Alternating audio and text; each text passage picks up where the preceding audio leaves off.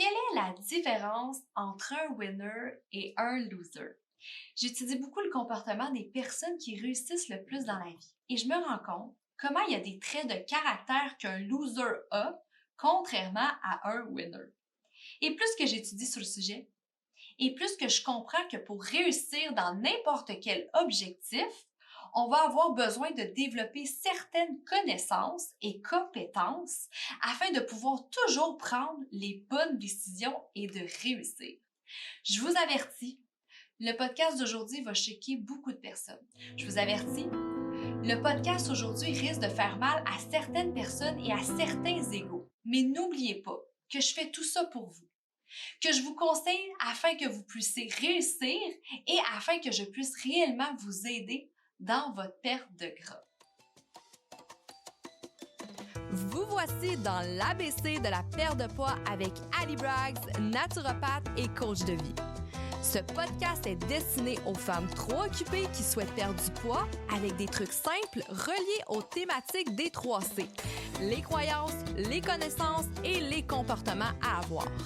Chaque épisode te révélera des astuces simples afin d'arrêter de faire le yo-yo avec la balance et enfin avoir des résultats durables sans acheter des pilules magiques. Let's fucking go, on y va! Vous voici dans l'épisode numéro 7 et aujourd'hui, on va parler du C, du comportement à avoir afin de ne pas être un loser et devenir un winner. Puis là, je pense que je le sais en ce moment.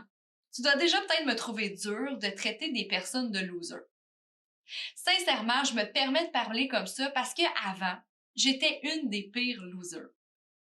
Et je trouve ça important en tant que femme de pouvoir donner mon opinion là-dessus parce que peut-être que tu penses qu'une femme doit toujours rester polie, qu'une femme doit toujours rester douce dans ses propos, mais j'ai envie aujourd'hui de sortir un peu de la norme et vous démontrer comment une femme aussi peut avoir une opinion prononcée et que c'est pas vrai que c'est juste les hommes qui peuvent conseiller de cette façon-là.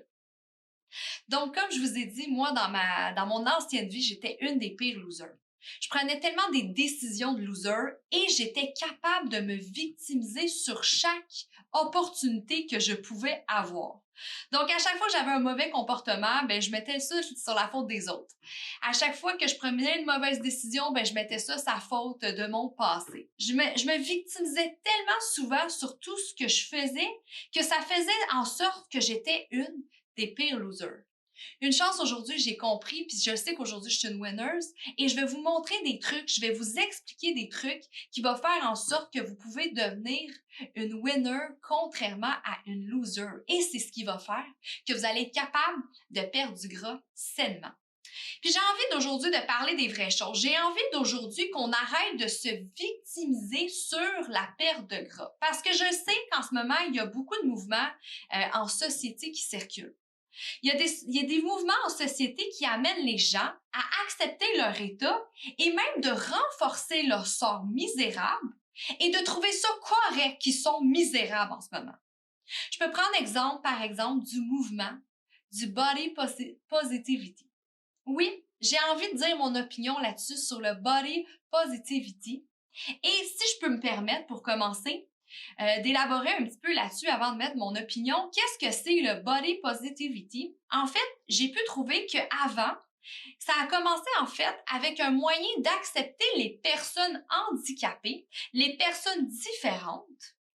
Mais qu'est-ce qui est arrivé avec le temps, c'est que cela a été repris par un groupe de personnes ayant un indice de masse corporelle beaucoup trop élevé pour leur santé et aussi de partager ça, par exemple, sur TikTok afin de créer un mouvement, afin de justifier et de normaliser l'obésité comme quelque chose d'acceptable.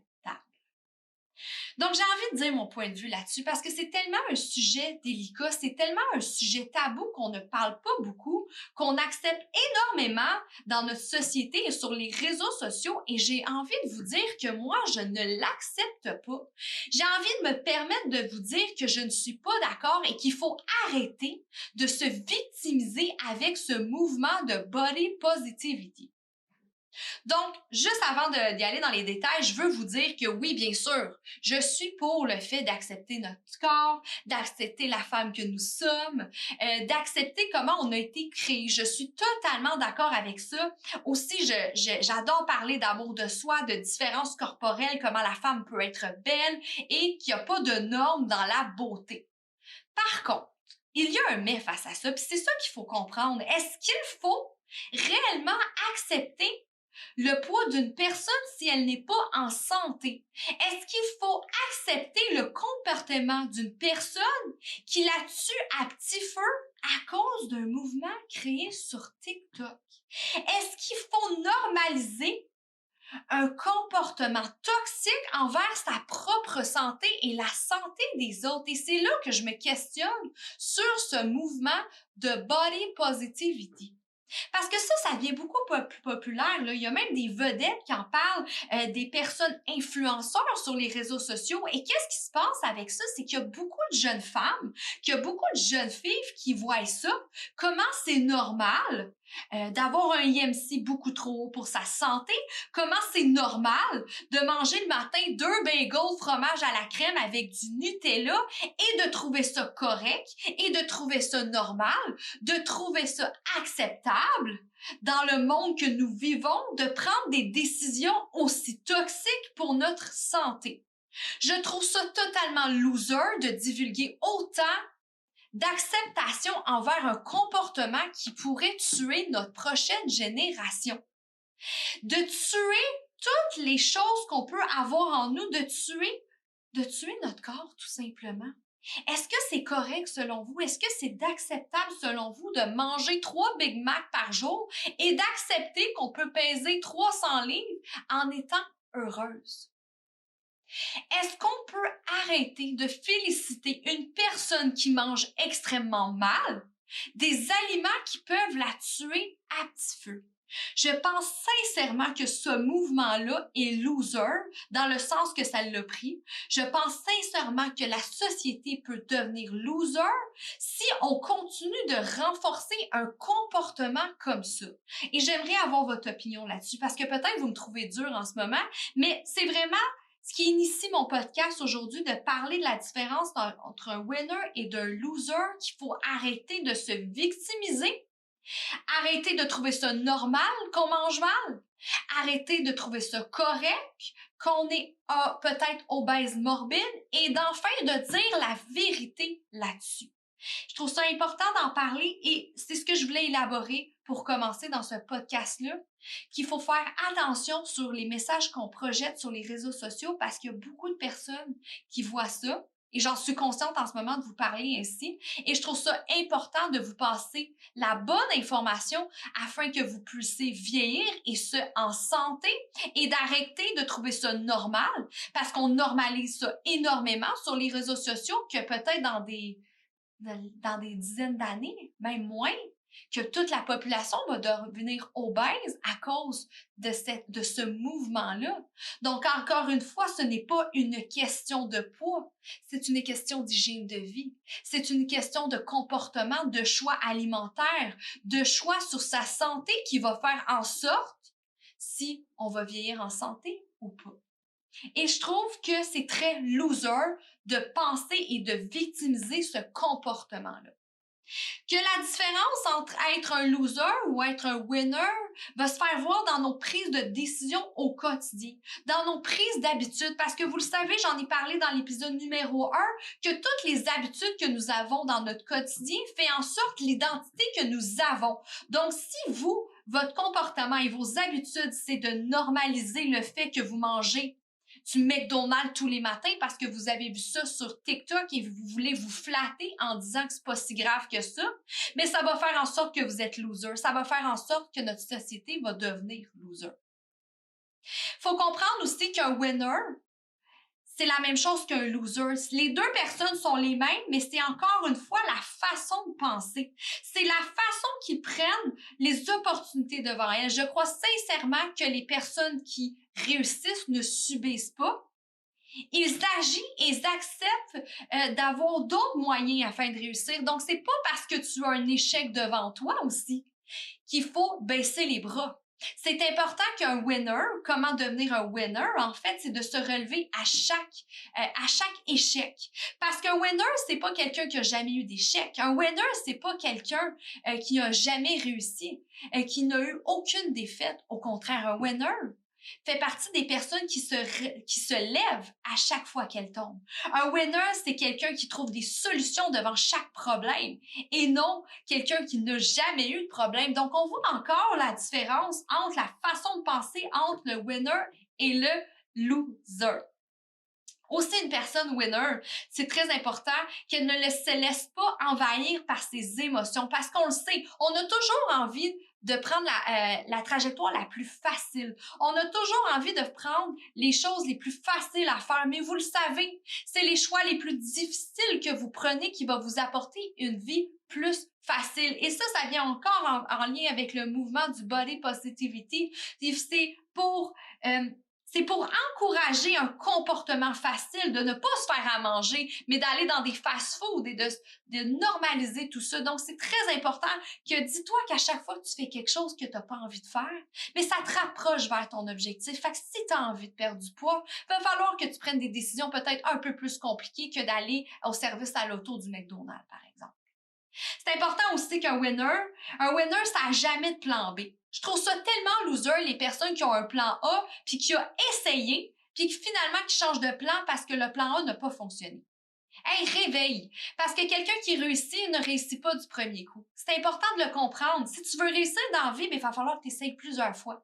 Fait qu'à chaque fois que tu tombes, tu vas devoir te relever et trouver des solutions. Donc, c'est important, reste toujours sur ton plan A et ne trouve pas de plan B.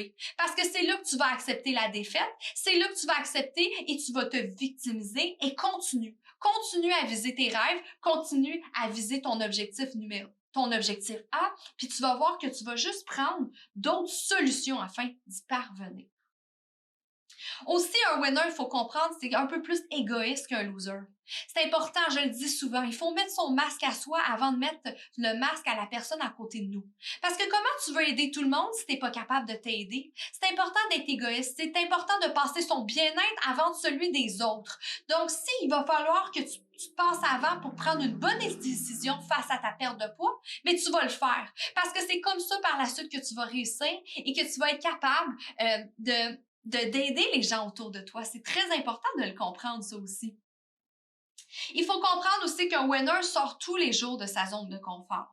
Donc, c'est important. Oui, sa zone de confort, un peu, c'est comme un repère. C'est comme un ancrage qu'on a, quelque chose qui nous rassure. Mais on le sait, on apprend toujours quand on sort de notre confort. Fait que si tous les jours, tu es dans ton confort, tu vas jamais réussir, tu vas jamais évoluer, tu vas jamais grandir. Donc, c'est important pour devenir une personne qui réussit, c'est important pour devenir un winner, d'être capable de sortir de sa zone de confort. Puis même si c'est juste mettre un petit peu l'orteil hors de notre zone de confort, mais tu vas voir que ce petit pas-là va t'aider à évoluer, va t'aider à devenir une meilleure version de toi-même, va t'aider aussi à perdre du gras. Parce que si tu veux perdre du gras, si tu veux prendre ta santé en main, il va falloir que tu fasses des choses différentes. Parce que si tu fais toujours la même chose, c'est là que tu vas avoir toujours les mêmes résultats. Puis sûrement que si tu m'écoutes en ce moment, c'est que sûrement que ta perte de poids, ça n'a jamais fonctionné parce que tu fais toujours la crise de même affaire. Donc, c'est important de faire des choses différentes qui vont faire en sorte que tu vas être capable d'avoir du résultat. Très, très important. Je pense aussi un winner, ça a un autre comportement, puis ça a aussi un autre vocabulaire. Donc, des j'aurais dû ou avoir su ou j'aurais donc dû, ça n'existe pas chez un winner. Les winners foncent. Les winners, ils prennent leur tort, ils comprennent leur tort, ils se donnent pas d'excuses et ont aussi un bon vocabulaire. Donc, je mets les actions, sont souvent des choses qu'ils vont dire. Donc, ils vont toujours pas remettre au lendemain, mais prendre action immédiate et pas se donner des excuses encore une fois. Donc, c'est un vocabulaire aussi à bien utiliser afin de devenir la meilleure version de soi-même. Et c'est important aussi de ne pas se laisser influencer par les autres parce que les losers se laissent souvent influencer par les autres. Donc, c'est très important que si vous avez un objectif en tête, de le garder en tête et de ne pas se laisser influencer par son entourage. Vous le savez, j'en ai parlé dans l'épisode numéro 5, comme quoi que l'environnement a une grosse répercussion sur notre personne. 90% des personnes qui nous côtoient peuvent avoir un impact sur nos prises de décision, sur nos résultats et même sur notre personnalité. Donc, il ne faut pas se laisser influencer vers le bas. Il ne faut pas se laisser influencer par des personnes toxiques et toujours garder son objectif devant nous et de prendre des décisions face à nos objectifs. C'est très, très important. Vous devez le comprendre. Parce que les personnes qui réussissent dans la vie, là, sont pas plus chanceux que nous. Parce que le nombre de fois que je l'ai entendu dire « Ah, Ali, toi, t'es donc bien chanceuse. Ah, toi, t'es tellement chanceuse, t'as une bonne génétique, c'est pour ça que t'as pas de gras sur le corps. Ah, t'es donc bien chanceuse, toi, t'as construit un gym dans la jungle. » Vous le savez, la chance n'existe pas. Et les winners ne sont pas plus chanceux que nous parce que c'est eux qui créent leur chance. C'est aussi simple que ça. Ils ont mis leur système d'activation réticulaire, tel que je l'ai expliqué dans le dernier live. Ils ont mis leur horizon vers les opportunités afin d'atteindre leur objectif. Et c'est ça qu'un winner fait. Il va toujours se donner la chance de réussir et de prendre action vers leurs objectifs. Donc, il faut le comprendre. Un winner, c'est la même personne qu'un loser. C'est seulement dans son comportement, dans ses prises de décision et aussi dans son mindset qui fait en sorte qu'une personne devient winner ou qui reste loser. J'espère sincèrement que cet épisode-là vous a aidé à prendre conscience que peut-être vous êtes un loser depuis trop longtemps, que peut-être vous êtes un loser à cause de vous. Et j'espère que vous allez utiliser ces trucs, que vous allez réécouter ce podcast-là afin de mieux comprendre pourquoi vous êtes autant malchanceux, que pourquoi vous n'êtes pas capable de perdre du gras, mais tout ça, c'est votre faute. Et si vous mettez des actions et si vous mettez un comportement face à vos objectifs, aussi positif, aussi winner, vous allez voir que vous allez être capable, vous aussi, de perdre du gras. Vous allez être capable, vous aussi, de réaliser vos rêves. Vous allez être capable d'atteindre n'importe quel objectif si vous arrêtez de vous victimiser. J'espère que vous avez apprécié ce podcast. Je suis vraiment curieuse d'avoir votre avis sur tout ce que je vous ai dit. Est-ce que vous avez trouvé ça trop dur? Est-ce que vous dites enfin quelqu'un est capable d'en parler? Tu as raison, Ali. J'aimerais partir des débats là-dessus. Sincèrement, n'oubliez pas de vous abonner et de partager mon podcast. Ça me fait toujours plaisir de vous partager de l'information gratuite afin que vous puissiez, vous aussi, atteindre votre objectif de perte de gras. Dans 10 ans de carrière, j'ai aidé au-delà de milliers de femmes à atteindre leur objectif de perte de poids et je veux continuer à vous aider et ce gratuitement au travers de ce podcast. Donc, n'hésitez pas à le partager. N'oubliez pas aussi de vous abonner afin de pouvoir être là au prochain podcast. Et lundi prochain, au menu, qu'est-ce qu'il va y avoir? Bien, on va parler de santé digestive, on va parler beaucoup de connaissances et quels sont les effets des fibres alimentaires sur les femmes et aussi sur la santé hormonale des femmes. Peut-être que vous prenez du poids au niveau de la culotte de cheval, peut-être que vous prenez du poids au niveau des cuisses et des fesses et souvent ça, c'est à cause de la santé hormonale d'une femme. Donc, la dernière fois, j'ai parlé de la graisse au niveau du ventre avec le stress, mais dans ce podcast-là, on va parler de santé digestive, de fibres et d'hormones. Merci ma gang de filles en santé, de femmes en santé, pardon. J'espère que vous avez aimé le podcast et on se retrouve la semaine prochaine.